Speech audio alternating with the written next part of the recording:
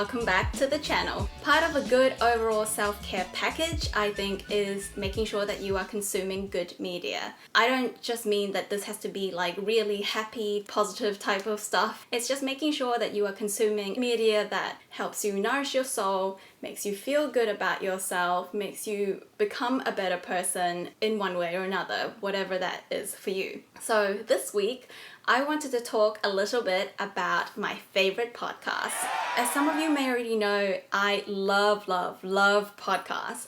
And one of the very first few videos that I did on this channel was about my favorite podcasts. Why do I love them? I just think they're great little bite-sized informational pieces that kind of just slot in so easily into your life when you're running from A to B, or when you're doing your chores, or when you're going out for an exercise and like just kind of want to listen to something to pass the time. Podcasts.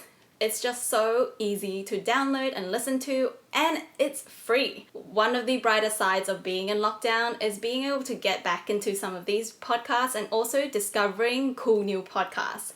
So I wanted to talk a little bit about my recommendations for what podcasts you should be listening to. So I don't know about you guys, but when I was a kid and I was growing up, I never really listened to the news or followed the news in any way. But now I have really been getting into current events and news.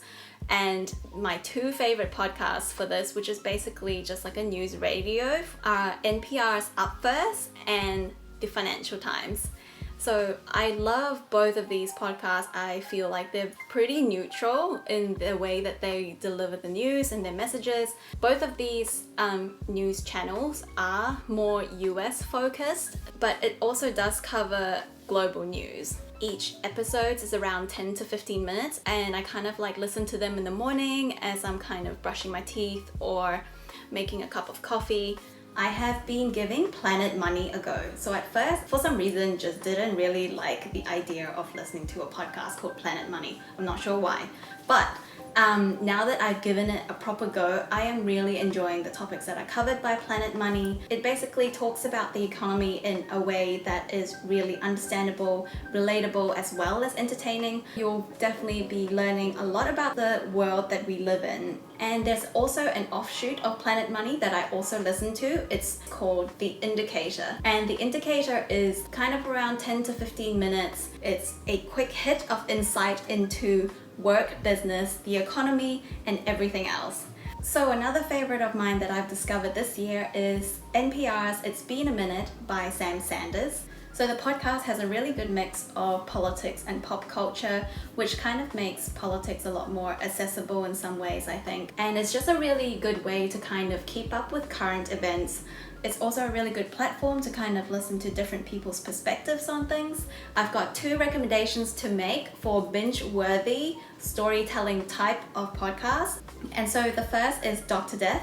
And that one is a Wondery production, which is about a Texas surgeon who was convicted of gross malpractice. It's based on true events. It was just a super interesting listen, as well as just horrific. It's like, how did something like that even happen? The second one that I wanted to mention is called Root of Evil. This podcast is kind of in an interview format, and it is hosted by the two great-granddaughters of George Hodel, who was the suspected killer of the Black Dahlia murders back in the 1960s. So super interesting to kind of hear about George Hodel in the context of the murders, as well as in the context of the really messed up family. And related to that actually is another really good TV series called I Am the Night. The next podcast recommendation is actually thanks to my friend Lena. So she first recommended this podcast to me, and I was like, yeah, okay, I'll give it a go. And thanks to Lena, I've listened to the entire channel, like every single episode. I am like well and truly caught up. So it is just three girls who sit around the microphone and talk about everything under the sun, from growing up Asian to what's it like in the workplace, 20 versus 30s, but from, I guess, an Asian American perspective. I definitely do relate to a lot of the topics that I covered, because being an Asian growing up in a Western society, your perspective is always going to be a bit different. The challenges that you come across is different. But yeah, listening to these girls have really validated my experience and validated my feelings, and it has opened that conversation up, and I would love to talk to my friends about all of the topics that the Asian Boss girls cover. And of course, I've got the honorable mentions. I've mentioned them in my previous video before, but I still listen to them in 2020, so I still think they're worth mentioning. One of my favorites is still Hidden Brain.